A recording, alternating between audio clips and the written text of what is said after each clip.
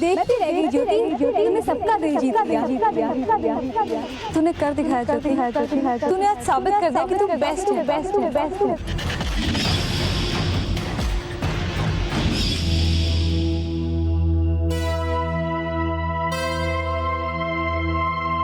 आप आ गए?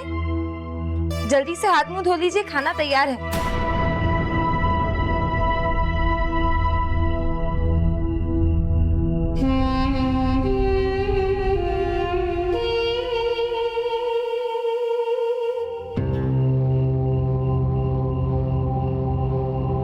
ये क्या?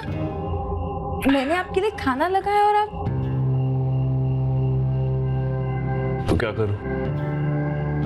आपकी मेहरबानी से इतने पैसे तो है नहीं कि बार में बैठ के पीऊं, इसीलिए घर ले आया एक बोतल। मगर इस तरह घर पर शराब पीना? क्यों? आपका घर मंदिर है क्या? नहीं, मगर इस तरह घर में शराब पीना अच्छा नहीं लगता। चुप! लेक्चर की बारी आई तो सबसे आगे खड़ी हो तुम, और जहां काम आया तो मैडम के हाथ पांव फूल जाते हैं। सारे शहर के आगे तमाशा बना दिया आज।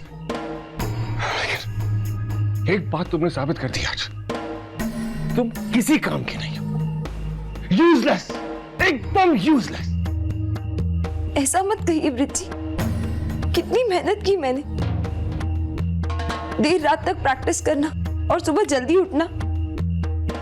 इस शो के लिए मैंने भी अपनी जी जान लगा दी, और आप कह रहे कि मैं किसी काम की नहीं। हाँ,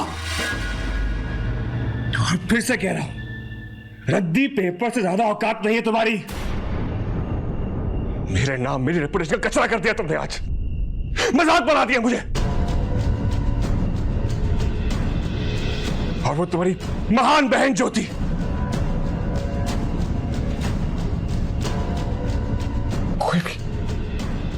कोई भी मौका नहीं छोड़ती मुझे नीचा दिखाने की। वो डांस खत्म होने के बाद क्या करना ही नहीं मैडम, पलट के देखा ही नहीं पीछे हमारी तरफ।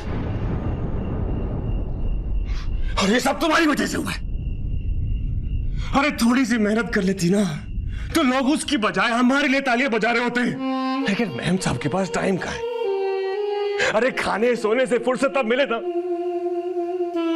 मैंने तो पूरी मेहनत की थी, दिन रात लगा दी प्रैक्टिस के लिए। मगर ज्योति दीदी को देख के नर्वस हो गई। आप भी तो नर्वस हो गए थे, गाना भूल गए थे।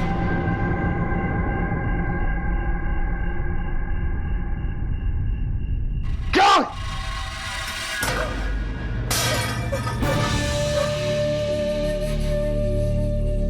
क्या कहा तुमने? मैं नर्वस हो गया था। अरे खुद तो कुछ आता नहीं है और मुझ पे उंगली उठा रही हो तुम। हाँ? प्लीज, मुझे तकलीफ हो रही है। अरे तकलीफ होती क्या है तुम्हें पता भी है? तुम्हारी हिम्मत कैसे हुई सब कहने की? अपनी गलती मेरे सर पे मढ़ के क्या साबित करना चाहती हो तुम? क्या आज जो बेइज्जती हुई वो मेरी वजह से हुई? हाँ? बोलो।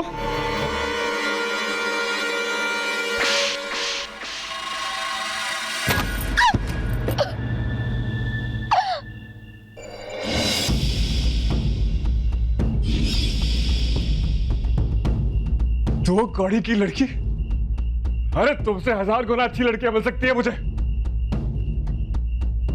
आज भी एक इशारे पर जिसे चाहूं बुला लूं अपने पास। दोबारा मेरे साथ ऐसी बदतमीजी करने की सोचना भी मत तुम, समझी? I am sorry Brij ji. I am sorry. कहाँ जा रहे हैं आप? रुकिए ना ब्रिज जी। अरे मैं क्या जाऊं, मेरी मर्जी। तुम होती कौन है पूछने वाली? मेरी अक्ल घास चढ़ने गई थी, तुम्हारे चक्कर में फंस गया। तुम्हारी बहन से शादी की होती ना तो आज आराम से जी रहा होता मैं। अपनी कमाई लाके मेरे हाथों में रखती वो, तुम्हारी तरह नहीं।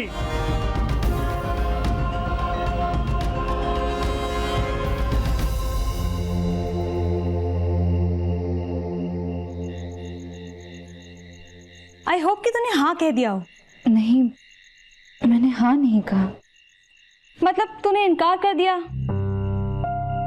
बट मुझे तो यकीन ही नहीं हो रहा है कि सचिन असल में पंकज है, दयाल अंकल का भांजा। पर तू ये बता कि तूने इतने अच्छे प्रपोजल को इनकार क्यों किया? प्रॉब्लम क्या है? कल्पना, पंकज जी ने मुझे एक बहुत ही खूबसूरत दुनिया के सपने दिखाए हैं। ऐसी दुनिया जिसमें सुकून है, प्यार है, खुशियां ही खुशियां, रिश्तों के बदसूरत चेहरे जो मेरी आंखों में समाये हैं, इस सब से वो दुनिया कोसों दूर है। कल्पना, मुझे समझ में नहीं आ रहा मैं क्या करूं। क्या करूं मतलब? अरे शादी कर ले पंकज से, और क्या।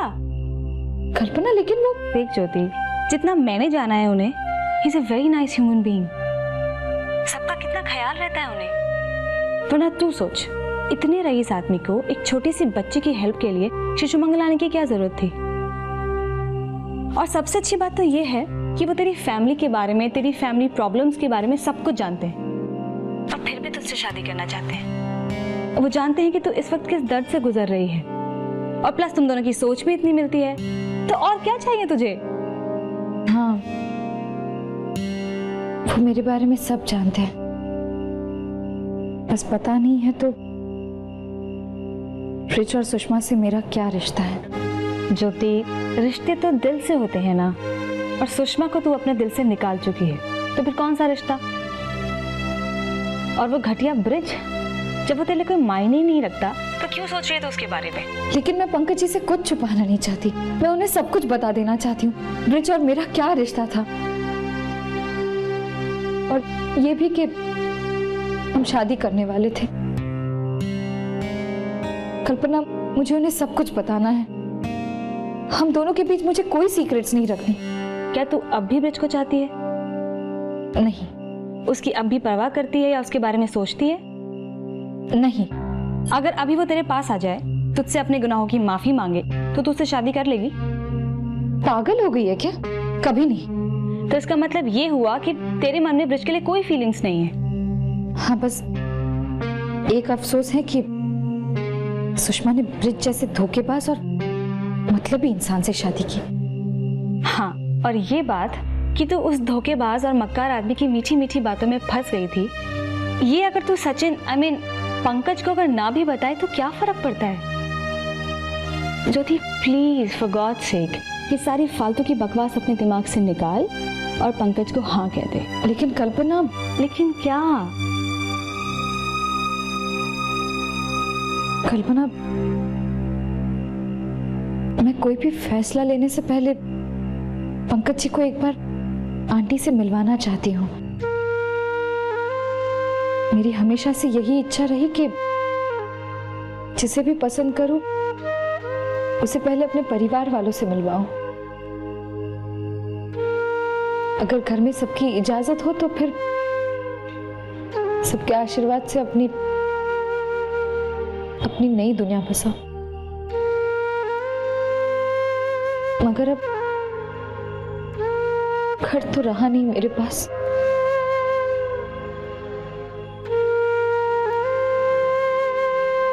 लेकिन मैंने आंटी को अपनी माँ से कम नहीं समझा, इसलिए चाहती हूँ कि पंकज जी को एक बार उनसे मिलवाऊं। मैं आ सकती हूँ ना? ये सवाल करने की जरूरत है तुझे? पागल, ऑफ कोर्स आ सकते हैं, माँ बहुत खुश होगी। Thanks. Bye bye, good night.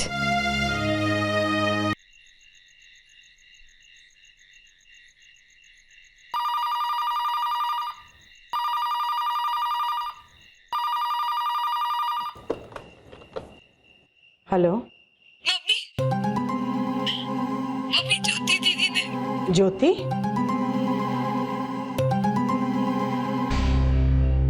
ज्योति का फोन है, लाओ मुझे दो। सब बर्बाद कर दिया मम्मी ने। सुशी, सुशी तू रो क्यों रही है? बेटा बोल ना, क्या किया ज्योति ने? वो मुझे चैन से जीने नहीं दे रही मम्मी। आज ऑडिटोरियम में आके उन्होंने मेरी सारी मेहनत पे पानी फेर दिया। अच्छा खासा डांस कर रही थी मैं और उन्होंने आके नाचना शुरू कर दिया।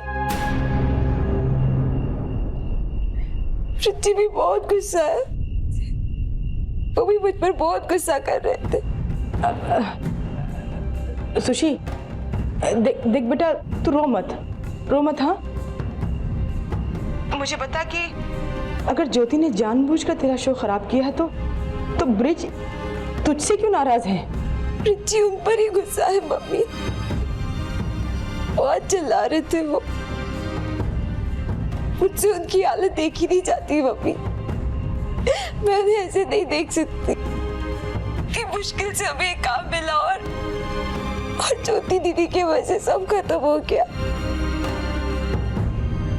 मुझे बहुत अजीब सा लग रहा है मम्मी,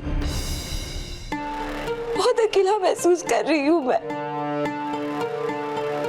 अब मेरे पास क्यों नहीं है मम्मी? संभाल अपने आप को सुशी, और तू अकेली नहीं है, मैं हूं ना तेरे साथ। मैं कल आऊंगी तुझसे मिलने के लिए। हाँ लेकिन पापा। मैं आऊंगी सुशी, तू मेरी बेटी है और एक माँ को अपनी औलाद से मिलने का पूरा हक है। और अब तू चुप हो जा और जाकर सो जा। हाँ देख बेटा, चाहे कोई कितनी कोशिश कर ले किसी का सुख चैन छीनने की, लेकिन बुरे दिन ज्यादा दिन नहीं ठहरते बेटा, सब ठीक हो जाएगा। अब जरूर आना मम्मी। हाँ बेटा, मैं आऊंगी ना, जरूर आऊंगी। अच्छा अब तू जाकर सो जा बेटा।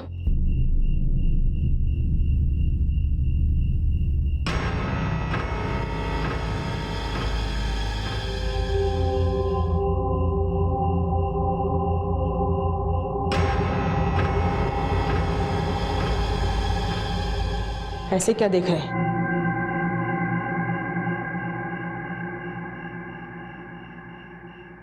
सुषमा से मिलने से रोकेंगे मुझे? जैसे मेरे रोकने से सुन लोगी मेरी बात।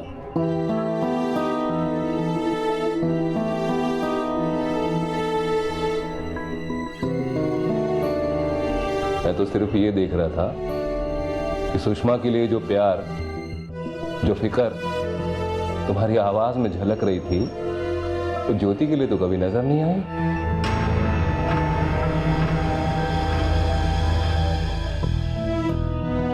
ये नहीं पूछेंगे कि बच्ची इतनी रात को रो क्यों रही थी, क्या हुआ है उसे?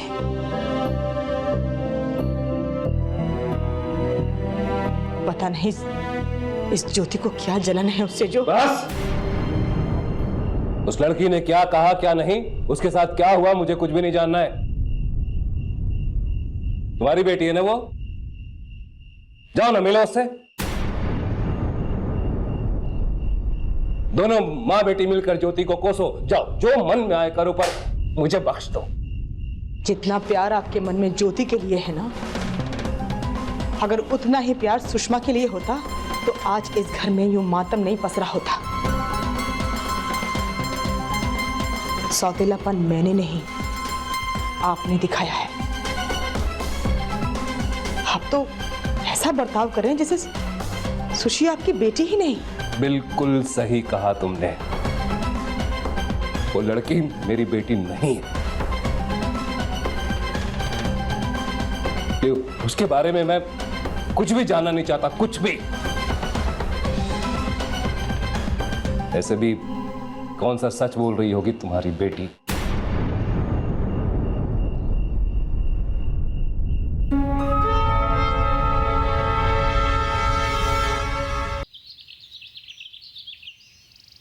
आंटी जी, मैं ज्योति से शादी करना चाहता हूँ, इसलिए हम लोग यहाँ पे आए, आपका आशीर्वाद और आपकी इजाजत लेने के लिए। हाँ माँ, आप बस जल्दी से हाँ कह दीजिए, क्योंकि ज्योति के लिए इनसे अच्छा जीवन साथी कोई हो ही नहीं सकता। नहीं बेटा, जिंदगी भर का फैसला है, जल्दबाजी में लेना ठीक नहीं।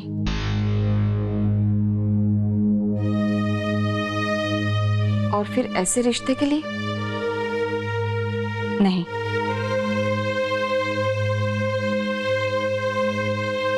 कोई भी लड़की अपनी मर्जी से एक ऐसे इंसान से शादी कैसे कर सकती है जो देख नहीं सकता?